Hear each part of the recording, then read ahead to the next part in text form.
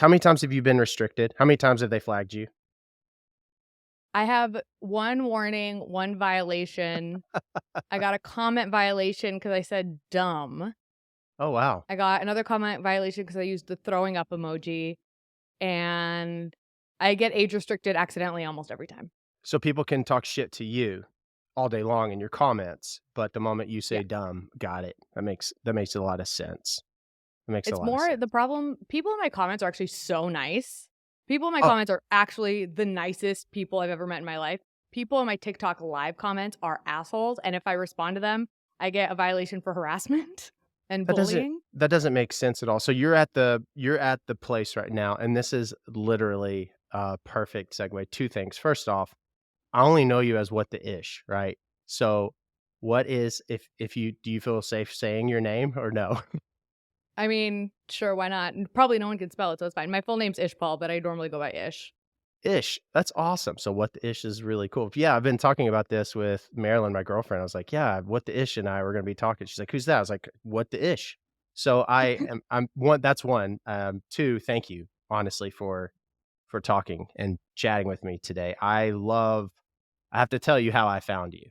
So my For You page is normally just like, uh feel good stuff, right? "Oh, you're great. Everything's gonna be okay." That's just what I like to go to. I'll get a random, you know, thirsty woman on For You page, but then it was yours talking about the crickets.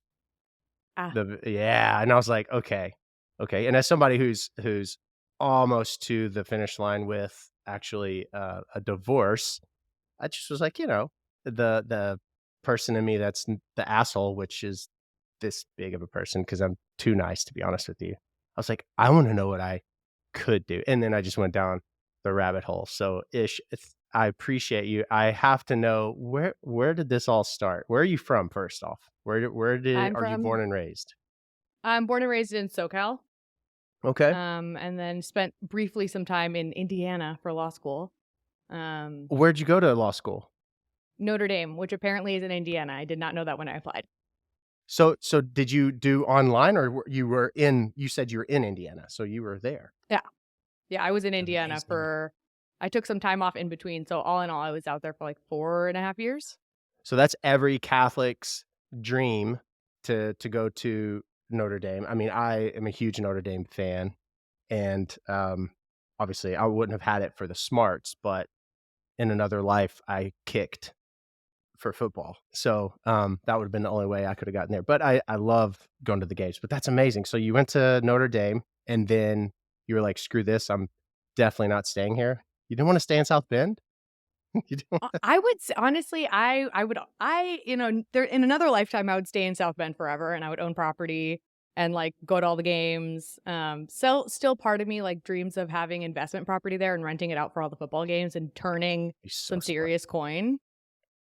But no, the plan was actually to move to New York after graduation, but then the pandemic happened, and then I just ended up back in California. And then during the pandemic, are you an only child or siblings? Second of 4, Oh, okay, yeah. all And girls. during the oh, shit.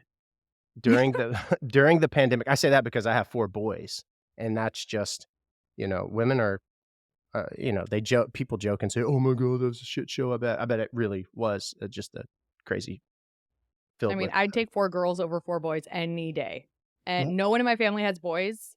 I think why do you I have a couple boy cousins, but is I that could not why? do boys. Is that why? Because you're like, "I don't know what to do with you?" I have no idea, and don't even get me started, like, the crusty socks during adolescence, that's literally my biggest nightmare. I don't That's wanna not go through that phase but of my that's life. not entirely that's kind of just like the comedian's joke, I think, because I mean, I have 2 brothers, I was the middle child, definitely middle child, but, uh, I don't know, I feel like girls are messier than guys too.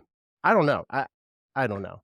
I just, I can't do rough house like, I have 2 little nieces, and they're just sweet, like, they're soft angels. mhm, Like, yeah, they're so everything's just so peaceful, they have manners, they have cute little dresses, cute little hairstyles versus, like, boys just, like, hit each other all the time, and that sounds all the really time. stressful. They do. They're always breaking something. They have no concept of this phone is, nice. When you throw it and it shatters, you magically can't just get another one kinda thing. They don't understand that. But you have there's 4 girls, and when did you decide I know I'm going backwards again, but I wanna go into law? That's such an interesting question. So I wanted to be a doctor since forever, and everyone told me I should be a lawyer because I love to argue. And I was like, okay, guys. And then I went to UC Irvine, was a bio major, and it was really competitive. Like they loved kicking people out of that major. That was their favorite thing. Because they were like trying to raise their ranks. It was a really the They higher their wanted to dropout make rate it. for the major, Yeah, got it. basically. They wanted to be UCLA and Berkeley. And so I stuck it out just like because I was like, I will not fail. But probably my second or third year, I was like, this is not it. This is not for me. I do not want to be a doctor. And then my senior year, I just joined the mock trial team because I did speech and debate in high school. And I was like, I'm going to do this on a whim. And then I took some law classes and I was like, this seems fun. And then I took the LSAT and I did really well. And then I got a scholarship to Notre Dame. And I was like, I guess we're going to be a lawyer now. So I did it by accident, is to be honest. What is your are you comfortable sharing, like, what's your specialty? Is that what you say? You specialize in this? Sure. I do corporate civil litigation and white collar criminal defense. That's amazing. I wanna talk so much about white collar criminal defense. Does it make me a psycho to love watching these crime docs all the time? I think it makes you a girl. Maybe a little bit. It's bad. It is bad. Ish, I am always watching, uh, everything crime. Is that your world? I mean, I know from a standpoint of even professional, but do you find yourself just constantly in it, or are you like, "I don't wanna deal with that shit after hours," if there are Well, after white hours? collar crime is mostly like financial crimes and like crimes from like the government. So I'm doing Yeah, like SEC stuff and like Medicare fraud stuff. So it's not like crim.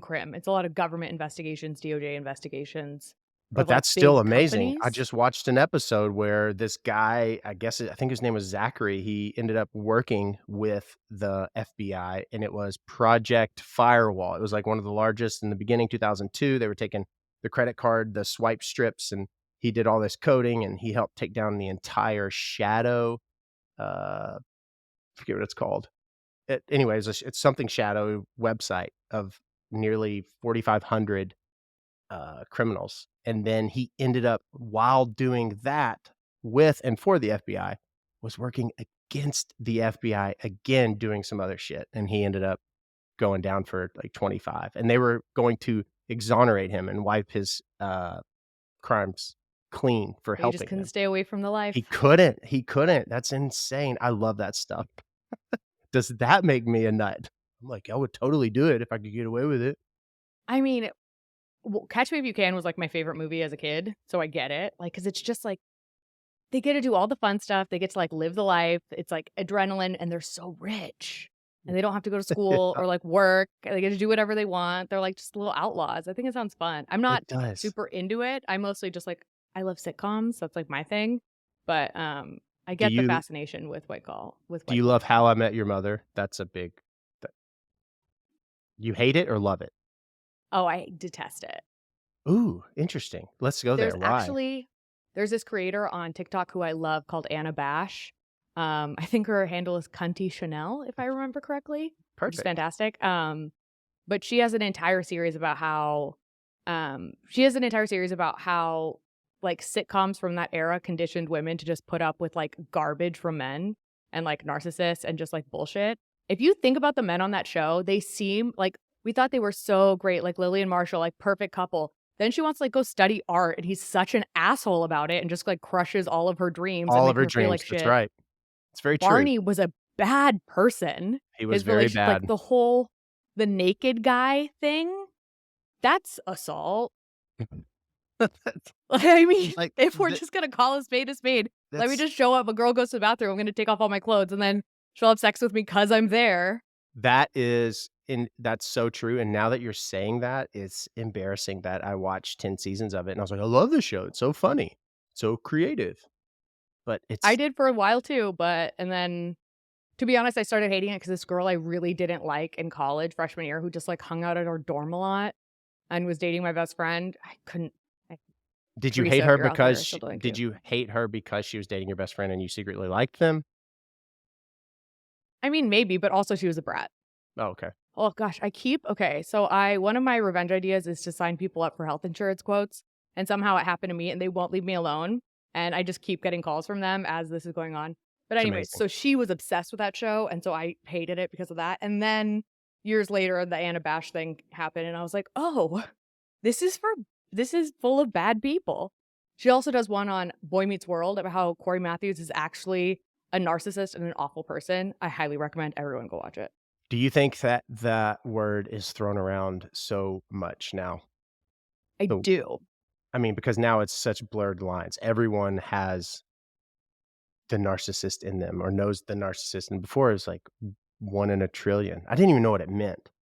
I had no idea what it meant. And 2 years ago, someone looked at me and they said, you're a narcissist." And I'm like, "Uh, what does that even mean?" I get on my phone, I Google it, and I'm like, "What the fuck are you talking about?" Anyway, I just Yeah. was curious. What do you think that is? How is Corey a narcissist?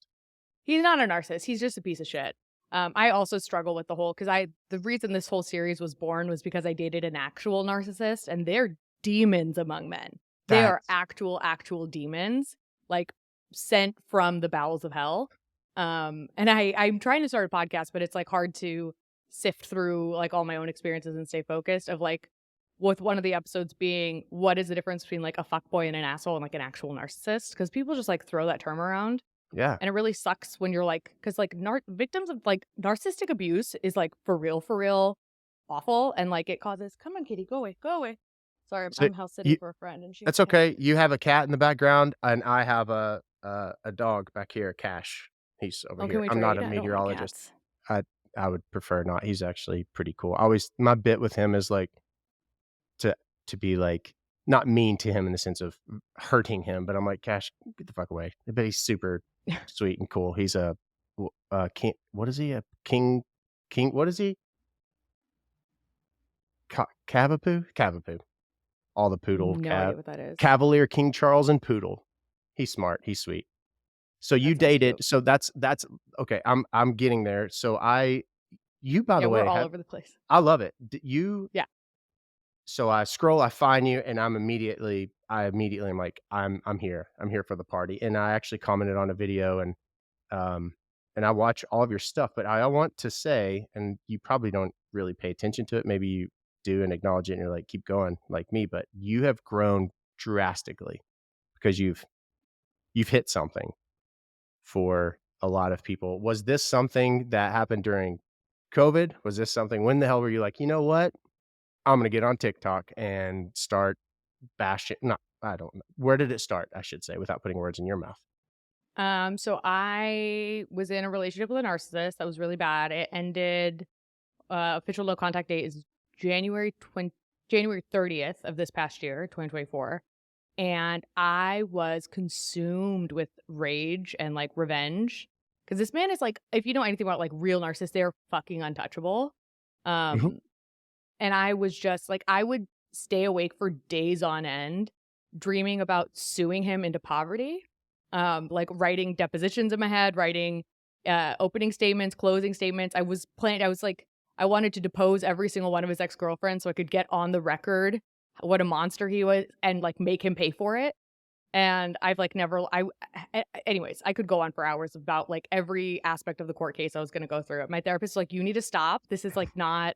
And I was like, "I could dedicate my life to this. I could quit my job and dedicate my entire life to this, and it would be worth it." And she's like, "Don't do that. Don't do Yeah. that." And then it spun into other, revenge ideas from there, and it was kind of it was a little manic, and then a little voice in my head was like, "You should make this a TikTok series."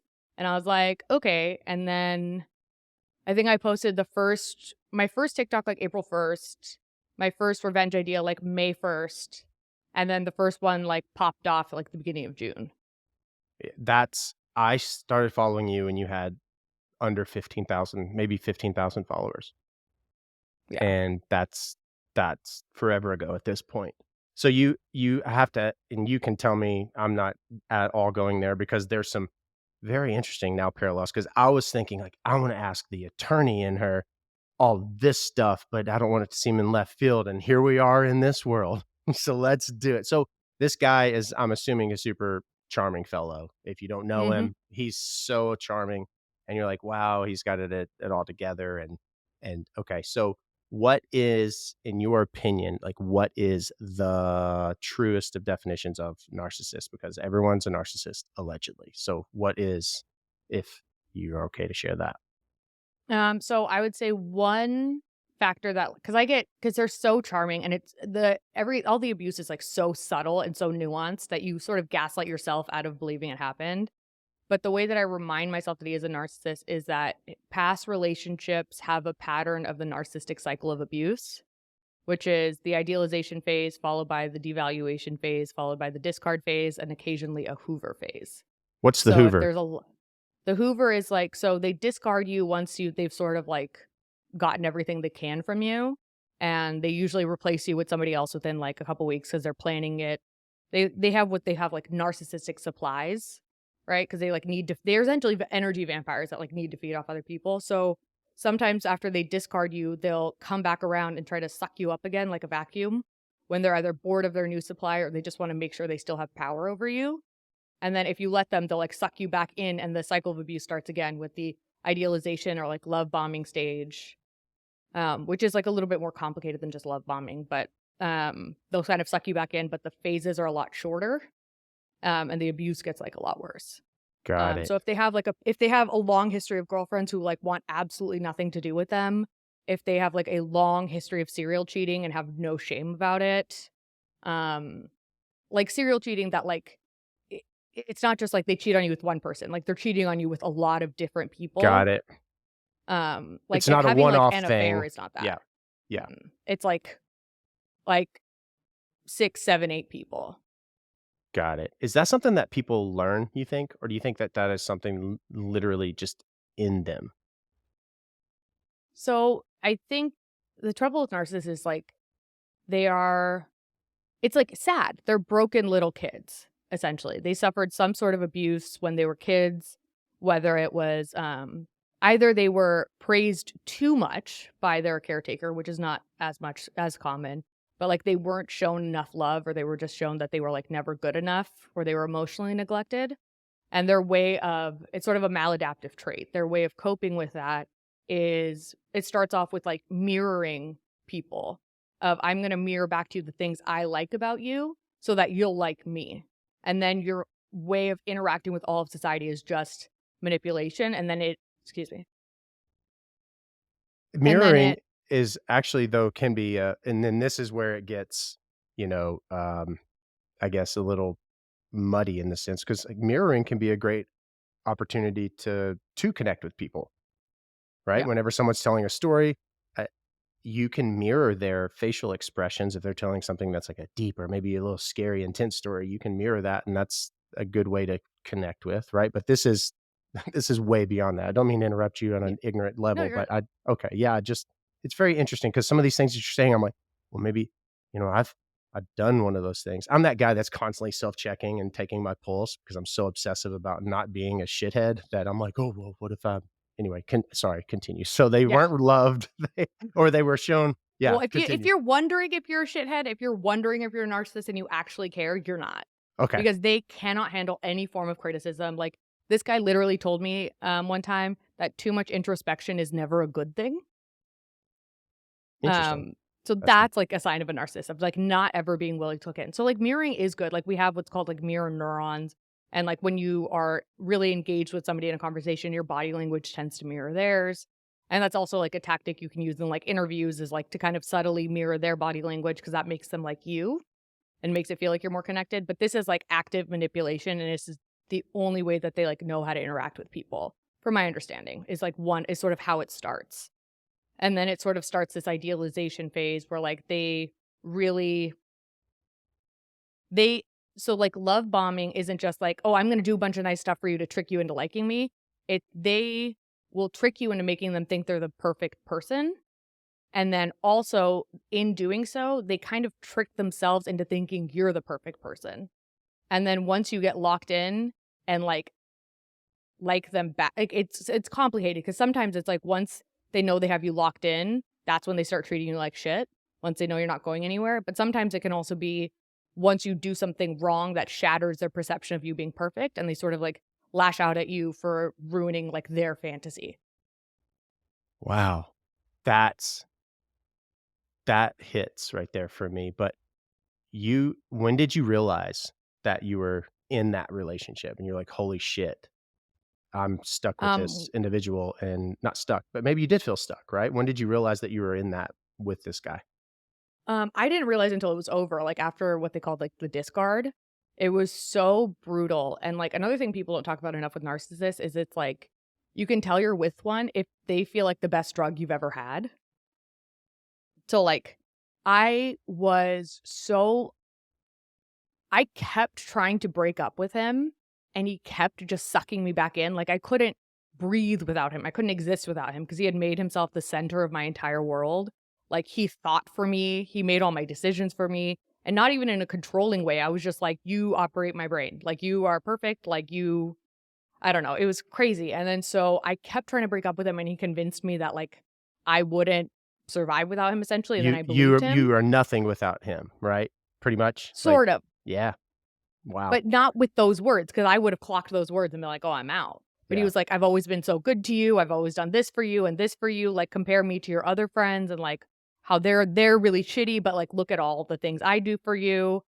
And he would also sort of gaslight me if when I tried to break up with him, he was like, "You always do this. You have these big emotional reactions, and then you calm down a few days later. So, like, this is just" he's like, I'm not gonna entertain this dramatic display of emotion," is what he said when I tried to break up with him.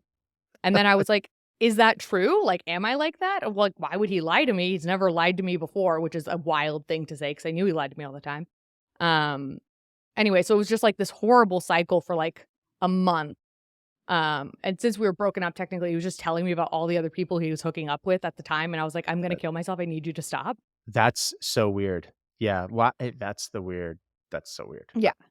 And I would like beg him not to tell me, and he would just keep telling me and then rile me up and get me upset so that he could yell at me and then I was the problem and he was the victim and then he could blame me because they also can't handle being the bad guy, which is weird. So he had to like make me the problem so that he wouldn't feel bad for the shitty stuff he was doing. Yeah. But he also like gets a high out of being able to control me emotionally and of like just like these big emotional reactions. They like I don't know how to explain it other than that they're kind of energy vampires. But anyways, Wow. so after a while of that, then once he had, his replacement locked in, then he just, like, discarded me, like, brutally out of nowhere and just said a lot of awful shit, and it just, like, devastated me, and I couldn't get out of bed for, like, 4 days. Um, and then I was like, "I literally can't talk to you anymore." And after months of him not letting me break up with him, it was all of a sudden like, "Okay, bye. See you later." And that was, like, devastating, and then I was talking through it. I was at work in the bathroom crying on the floor on the phone with my Oh, friend Layton, and we were talking through all of the stuff she was doing, and she was like, "This seems, like, kind of toxic," and then she was like, "This seems kind of abusive." Then she was like, "It kinda sounds like he's a narcissist," and then I did a bunch of research when I got home, because like, again, people just throw that term around, so I was like, "What does that even mean?" And then, luckily, the next day I had therapy, and I was talking to her about it, because he's so good at, like, tricking me that he was great that my therapist loved him. She thought he was so good for me.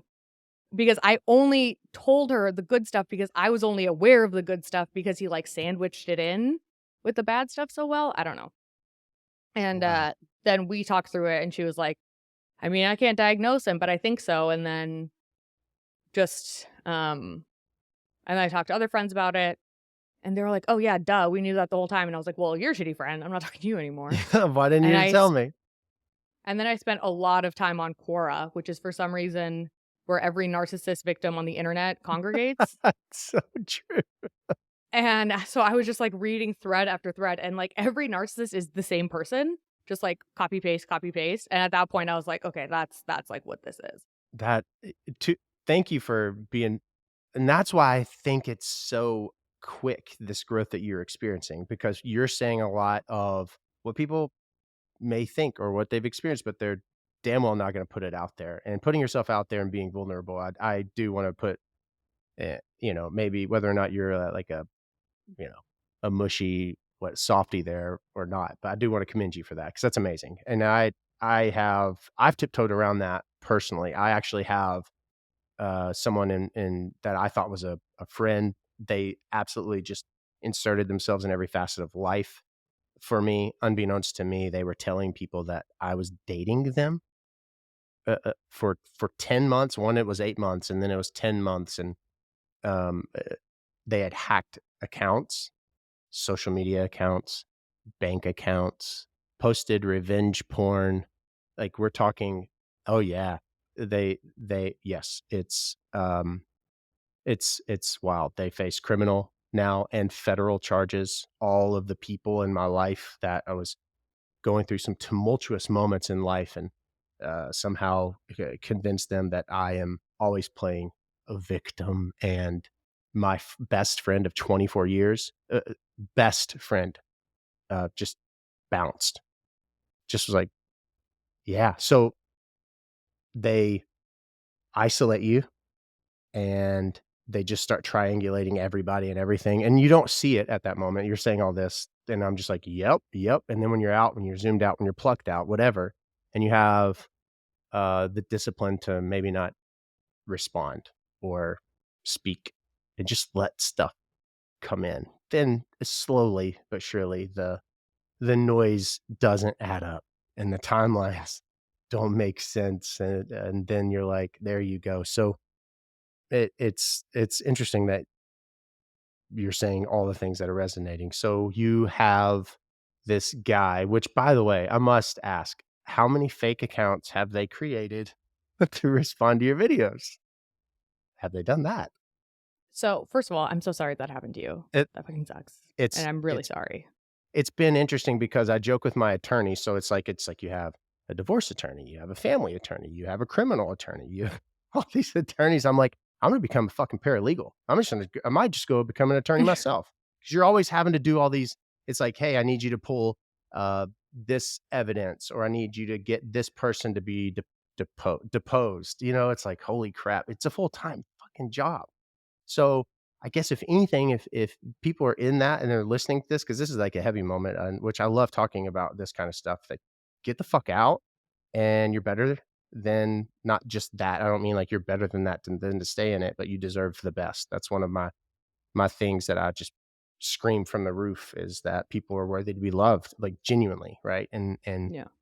um, damn it to your friends for not saying something about the narcissist. But I do gotta know, did this guy, has he done what it seems that a lot of them are gonna do, is they don't wanna be looked at poorly, so even if that means creating hundreds of accounts to say, "Doesn't sound like he's the problem."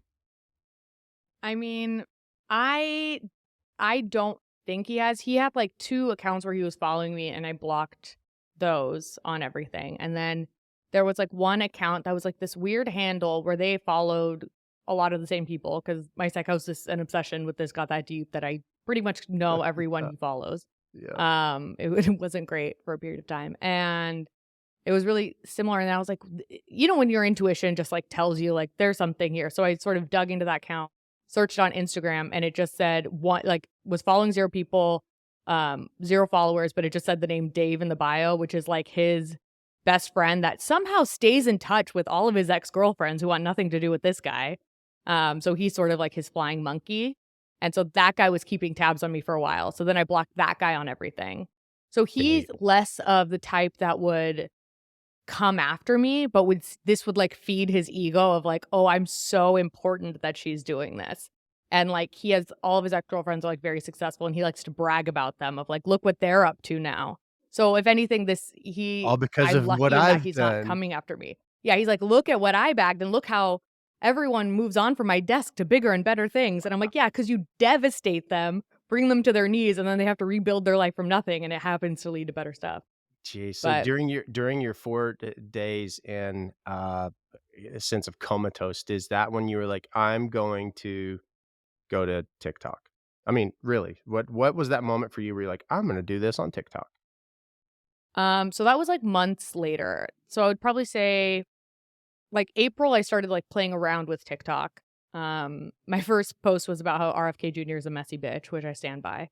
Um, and I had, like, I had done a lot of these revenge ideas, and, like, again, made me feel really manic and crazy and was, like, not good for me, and then I was like, "Okay, we put a stop on it for a while," but that voice in my head was still like, "Make this a series," and I was like, "Okay, whatever," and then there was one day where I was on TikTok and I saw a video of Dakota Johnson, I think her name is, the girl from 50 Shades of Grey who's dating the guy from Coldplay, I think, Oh, they're or dating? was at Yeah, some her point. name's Dakota Johnson. Yeah, Dakota Yeah, Johnson. they may have broken up. I know they were dating at some point, but, there was a video of her during an interview where she was talking about how some guy was shitty to her friend, and so one of the things she did to him was mailed him pubic lice, 'cause you can, like, because this was, like, in the wild, wild west days of the internet when anything was possible. That's amazing. So, I know, and so I immediately went online and I was like, "We will bring back the revenge for this." So I immediately went online and I started looking to see if you could find it, and I came across this website called Critter Depot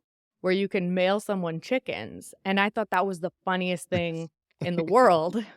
Just mail him a bunch of cute, like, baby chicks because he's, like, a softie for animals. So he wouldn't kill them, I don't think, but he would not know what to do with them, and they would just be shitting everywhere, and he would just, like, have a bunch of chickens, That'd be a major and what do you inconvenience do? for sure, yeah.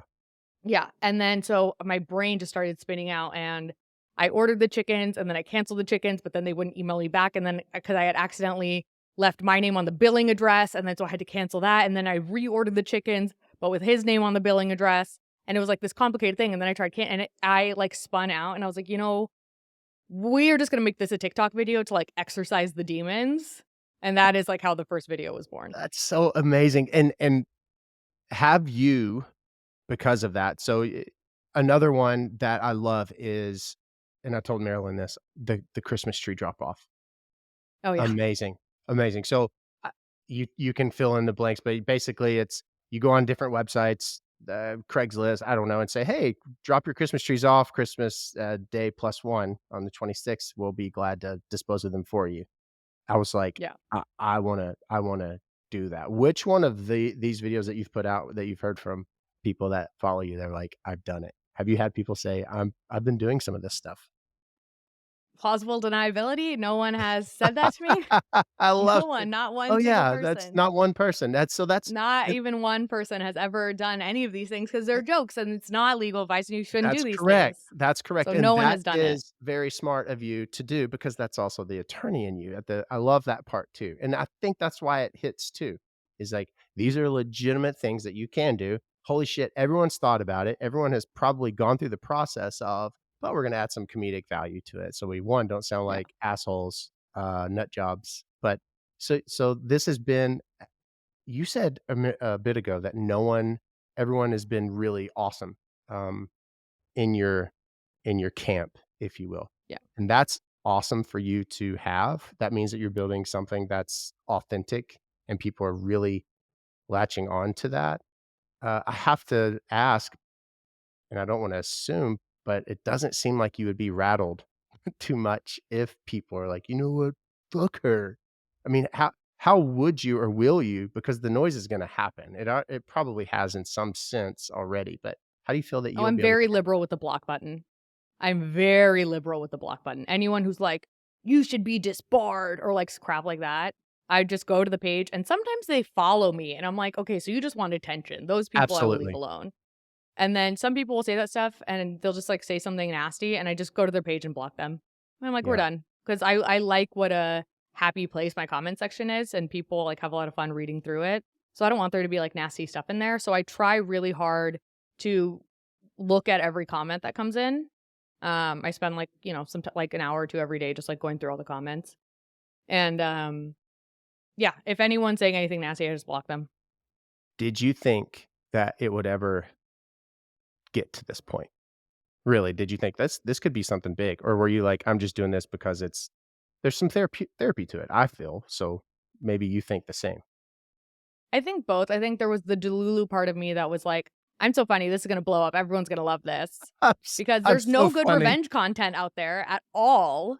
And when you're going through a breakup, you're so unhinged and you feel so crazy, and everyone is just like, "Live a good life, have a glow up." And it's like, "Okay, right, but first I wanna, like, live like a gremlin in a hole, furious, typing things out on the internet, just like I don't even know, like, chain smoking, drinking, I don't know, just, like, doing toxic shit for, like, a month. Let me have that." and that doesn't exist online. So, It doesn't. from that sense, I was like, I think people resonate with it, but, like, my first video that, like, went viral or whatever, I literally was, like, at the point where I was like, "Literally, no one's ever gonna see this. This is so stupid. Like, whatever, I'm just gonna post whatever I want." And then that one went off. So, like, there was part of me that was, like, watching a lot of videos that were like, just make the video. Just post the video. You never know what's gonna happen." And I was, like, manifesting, and I was like, "This is gonna take off. This is gonna be my future. This is gonna be great." But, like, realistically, no, I didn't think anything was ever gonna happen. So when it Did did, I was just, like, laughing hysterically. I was like, "This is so funny. Like, this is so nice. I don't understand."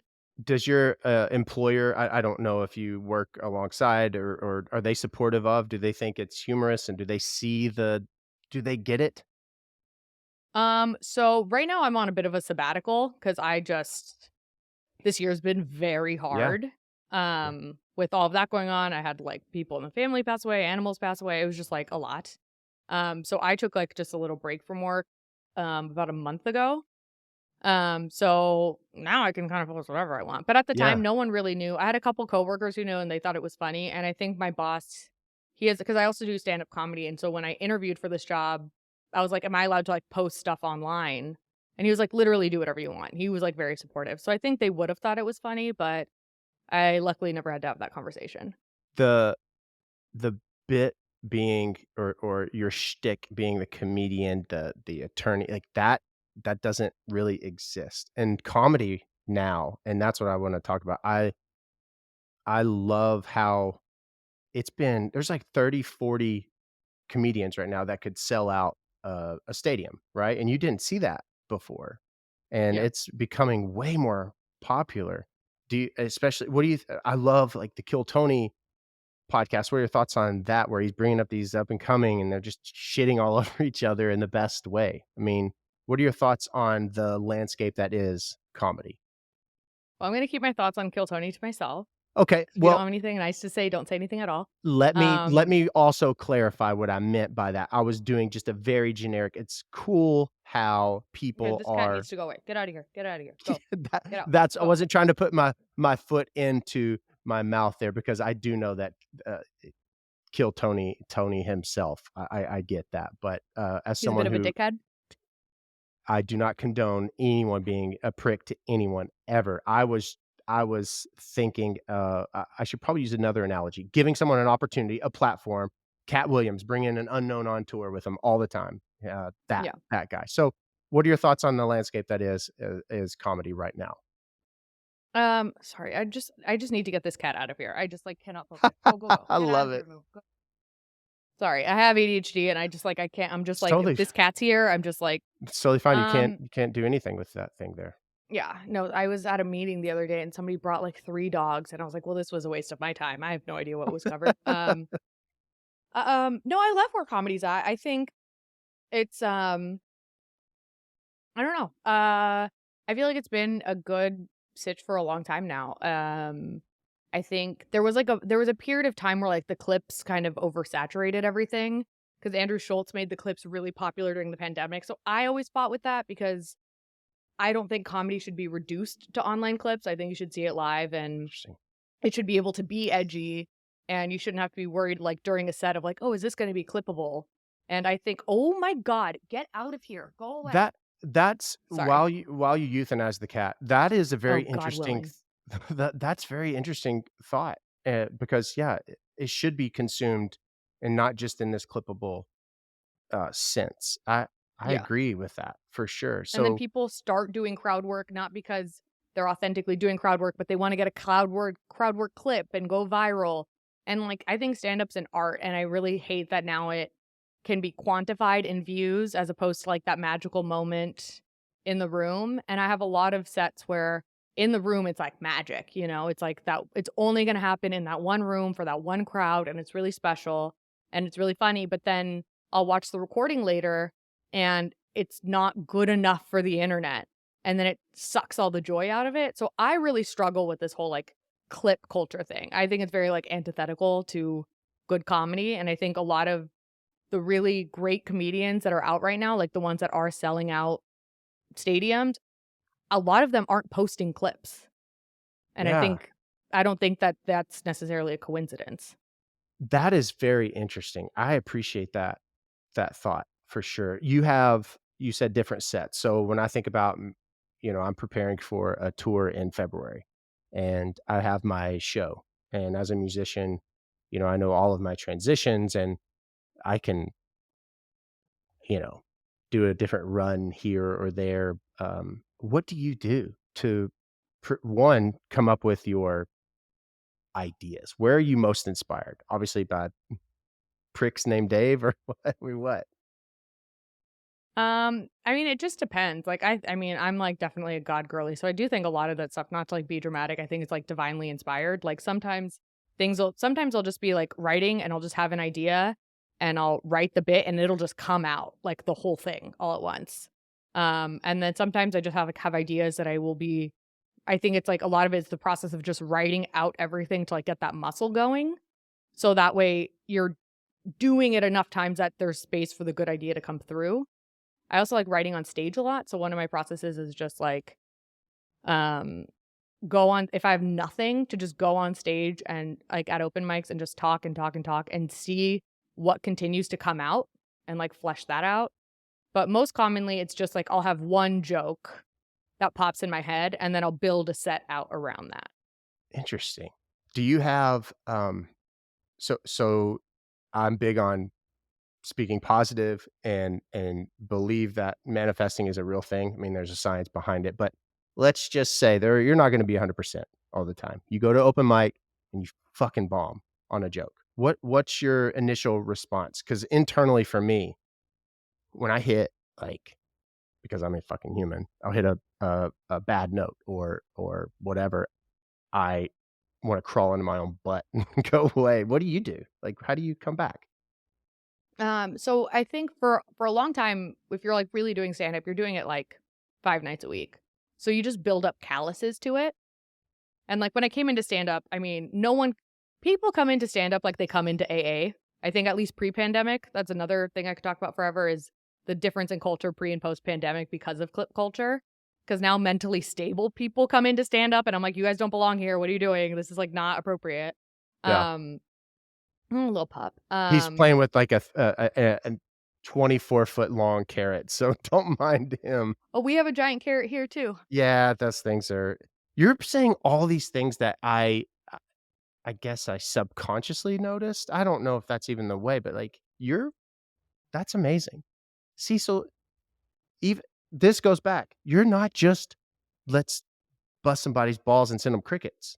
You're not just this, attorney and intelligent human. Like, this is really fun because comedy is this opportunity to really connect with a massive group of people. It really is. And I know I'm getting off topic, but you develop these calluses. You're talking going on 5 days. Were you doing that? Are you doing that? I Going was. open mics? I was before the narcissist, and then He the stole wheels your kinda fell off. he stole your light, didn't he? Yeah, yeah. Have you gotten that back? It's an important question. I'm working on it. Good. Um, un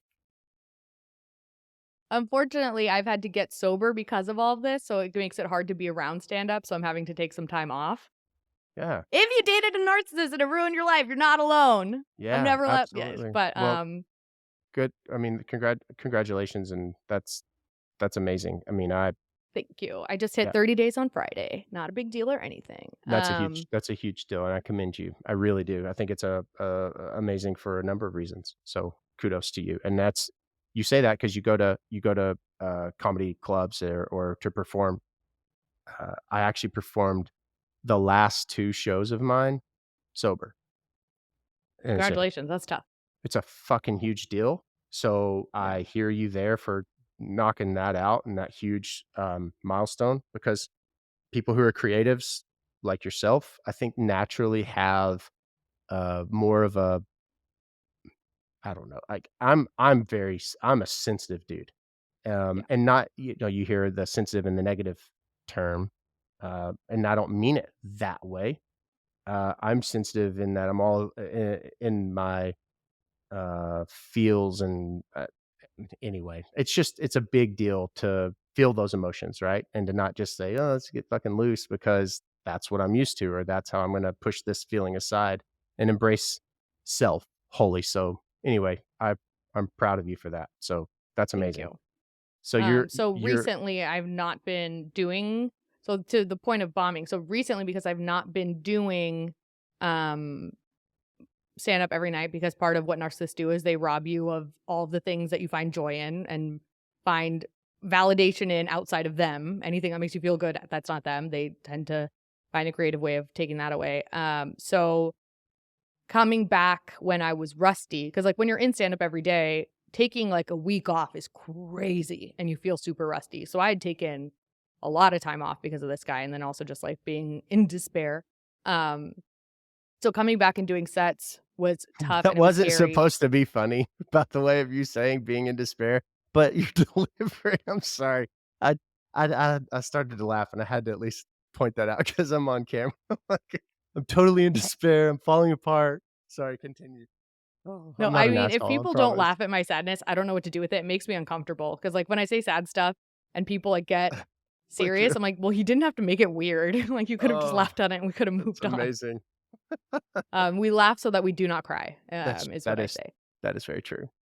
Very true. Um, so those bombs, once my calluses had healed over or like, you know, smoothed out, whatever, those bombs were devastating once the calluses weren't there. And I would just have to go into the bathroom and like vape compulsively. And I would just say in my head, like, I want to kill myself. I want to kill myself. I want to kill myself. I want to die. This is horrible. And I Oh, would feel so much shame and I wouldn't want anyone to look at me. And if anyone said I had a nice set, I would hate them for lying to me. And I would just want to crawl into my skin. And I felt like all my friends were like so disappointed in me. And I feel like everyone was horrified. And then I just had to get up and do it again and oh, hope that that didn't happen again. And if it did, then just hope that the calluses build up. wow. And That that is how I handle bombing. do have you ever had, like, a heckler? Do you have Yeah. those? Yeah, so, I see there's 2 approaches, right? There's, you know, the really pathetic when someone says something, you're like, "Fuck you," back to them, and you sound like you're 4, Yeah. or there's the playful, or there's well, I guess there's 3. What's your approach? What's your approach to that guy or gal? It depends on the day and it depends on my mood and their energy. I You're generally having a try to be great day. playful. You're having a great day. Everything's been great up to this point, and some, shitty Sallies in the crowd. Hmm. The thing is, a lot of hecklers aren't saying mean stuff. They're like trying to help or they think they're being funny. Like people are not like, you suck. They're like adding onto your jokes and tagging it and making themselves the center of the show. So you have to sort of find a way to, and I found that like those people are like in some kind of pain. So you have to find a way to like gently redirect and be like, I don't know, it's hard. It's one of those things you just have to like kind of do in the moment. It's more of like an instinct thing. So I don't know how I necessarily handle it. But I try to just either make a joke about them and divert and come back to my set and just um now I'm, like, thinking of, like, there are some horror shows, like, there's at bar shows, people can get really weird, like, one time I did crowd work too that's another thing. Sometimes hecklers happen because you do crowd work, as part of your joke. It's kind of like staged crowd work, and they think that they're now part of the show, and they won't stop talking, and in those cases, I just move on and just, like, ignore them until they get quiet, but there was one guy who's like, "Oh, you're not even gonna let me talk? You're not even gonna let me talk," and just kept saying that through my whole set, and I'm like, "Sir, that's just, like, literally not how this works." I was like, "Do you" and so a lot of times I'll be like, "Do you want the mic? Do you wanna go up here?" And most people will shut up. Sometimes they'll say yes, and I'll be like, "Okay, you can sign up after this," or something. Yeah. But usually I just try to, like, move on because if you dig into it, like, there are some people who, like, can do it really funny. I think Gavin Max is a comedian who is amazing and everyone should check out. He's really funny when he handles hecklers, but normally I just try to move on because if you give them too much attention, it just makes the show a bummer for everybody, and then the show becomes about them. Yeah. And I think a lot of comedians try to, like, take a heckler as, like, their time to shine, and it's really easy to get caught in a hole when you do that. So I just try to, like I don't know, but sometimes I will so I try to just move on, but sometimes I will spar with them, and then that's just fun. Then the lawyer kinda comes out, like the lawyer comedian, and I just make them look stupid as fuck.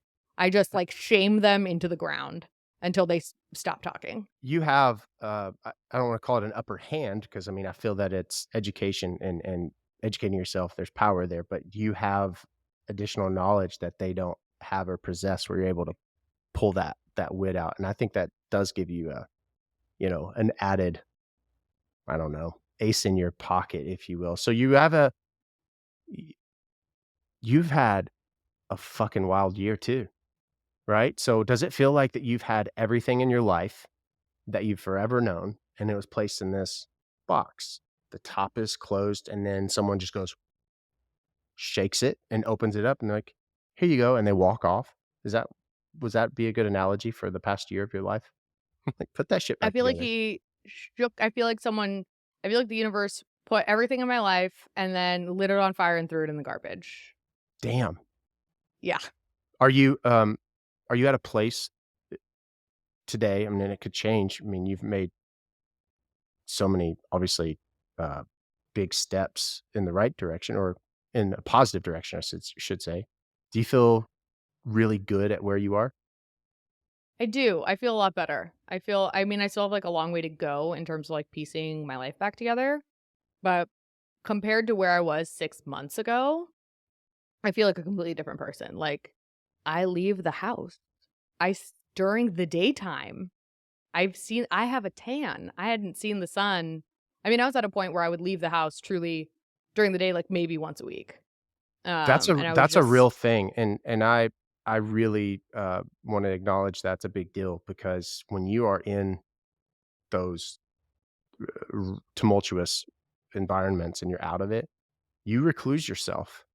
It's a it's it's scary because then you're like, "Why am I why?" Because then you're I don't know how to even articulate it because someone who is aware of themselves and they're like, "I'm reclusing myself. Why the hell am I doing this?" But you get into that cycle. I call it the Ferris wheel. You're in that yeah, on that Ferris wheel. It feels good and safe to be here, even though it's a miserable place. Yeah. So yeah, you're getting outside. That's that's huge. And I will tell you, now that you're saying all this, like the recent and people have noticed this about me too. So I'm hyper aware of it for other people. Like the smile that you have in your recent stuff is more pronounced and more common, uh, I guess, throughout as it was the beginning, if that resonates for you. So that's awesome. Do you have what's 6 months from now look like for Ish? Like, what's the goal in 6 months? I don't have a What? goddamn clue. I don't have a I mean, hopefully this podcast that I've been sitting on for forever, I finally like get it together and get it done. That's a goal I have for hopefully within the next month. And then hopefully still I don't know. I hopefully being back to stand up and hopefully having like 6 months sobriety or whatever. Um, but yeah, I think I'm just kind of taking it a day at a time. I don't Yeah, really know what's next at all. Like I know for about 4 months I don't plan on working. I moved back in with my parents and I'm taking advantage of that. I'm going to like start doing like house sitting to just, absolutely. be doing stuff. Babysit a cat, which Yeah. kudos to you. I mean, they'll even be able to So, see that you are being interactive with them on this episode. They might give you like 5 stars if that's yeah. the Ask Angie or whatever the hell it is. What is I Yeah. I do wanna ask, like, what is the coolest thing that's come of this so far? Outside of the best, which is your personal, uh, growth, and which is amazing, like, from the standpoint of putting stuff out on TikTok, what's one of the coolest things that's happened so far? Um I would say there's one thing I want to talk about, but I technically cannot because it's supposed to Yeah. be anonymous. I love But those stories. You could tell me after it's recorded. I love this sure. stuff. Good job. Um, but I would say the best thing is like before I never really thought comedy was valuable to anyone but me. I thought it was like very like masturbatory and like egocentric and just something that I did for myself. But like through the TikTok series, I've seen that like it genuinely like brings joy to people and like makes a difference in their day. And like people will tell me that they like look forward to the clips or like there's somebody commented the other day of like every time they sign into the app, they like go to my page to see if there's something new. Or like the big thing was at least in the early videos, a lot of people in the comments were like victims of narcissistic abuse and would say that like they were in the throes of it. And like my video like for like they were crying all day and then they watched my video and then they were crying laughing. You know what I mean? So I think to see that like comedy actually has some value to other people other than what it has for me is like kind of nice. And it makes me feel like I'm not just making these videos because I think I'm hilarious, but like actually it like helps people. I think that's probably been like the coolest thing that's come out of it. Yeah, that's awesome. Have you ever read I talk about this all the time, and people who are avid followers or listeners of me are probably like, "Nathan, shut the fuck up." There's a book by Stephen Pressfield. It's called, The War of Art. It's this, and he's an amazing writer. I'm not gonna do it justice, but basically, you were put here for this thing. There's this thing that's in your gut that burns in your chest that you have to do, and if you're not doing it, then you're considered a hack in this world. You're doing the world an injustice, more so yourself. And I have obsessed over living by that, like I started I was touring and then I was like, "Oh, become a funeral director," because I guess that's what you do is you start a family and I have 4 amazing boys, grew a big company, but I was fucking miserable, right? I mean, there are portions of that that were amazing. I was still creating, and when I was creating, I was alive, right? Um, and so I do know that. Like, I know it, I live it, I must create or I don't feel alive, and I think that it's obvious, all that to say that you're put here for what you're doing, and to know that I hope you see it because people who are saying, "Hey, thanks for showing up today and fucking filming something." Someone who is, for you, experiencing massive growth and challenges, let's be honest, but you're still showing up for people even when you don't necessarily want to. That's a big deal. And I want to commend you for it. So keep doing it on that. That's so awesome. I mean, I'm really excited for you. I remember when I got my first like uh, and this is no way in comparing. It was so sweet and fun until I reached like 300,000 followers, and then people were like mean. I'm like, don't be mean to me. So I remember that massive growth, but I'm fucking excited for you, and I'm very Thanks, man. privileged to be in your company, to be able to speak with you and talk about this stuff because just peeling the onion. It's like just not just someone with witty ideas to that she's never received confirmation that it's been done. That's amazing. It's like that. What do you say that that won't get you? And what do you say? What's your tagline when you talk about that stuff? Oh, And the revenge ideas from a lawyer that won't get you arrested, probably. probably there you go. There, Yeah. that one. There you go. Yeah, absolutely. Well, I'm excited and I'm grateful for you. And where I'm going to link it in the show notes and descriptions and so forth. But where can people follow you? What the ish on everything. I pretty much just have like my personal Instagram and TikTok. So go follow what the ish. And someday there will be a podcast. So maybe look at the link tree for that. There's like a weird little Discord that's sort of forming of people who want to collaborate on revenge ideas together. Also victims of narcissistic abuse who want to jump and chat to each other. So those links are in my bio. And whether or not there's anyone on them, I don't know. I haven't checked it in a little while, but jump on there, get it started, have some fun, make some friends. That's amazing. I go on TikTok live a lot, so if you want to hang out, I just, love it. turn on a notification and we'll hang out. That's amazing. Well, you've blessed my day for sure, and I know that everyone's listening and that's watching is feeling the same. So, Ish, thank you Thanks, so man. much for being here. Appreciate it. Thank you. This was so much fun. I really appreciate it.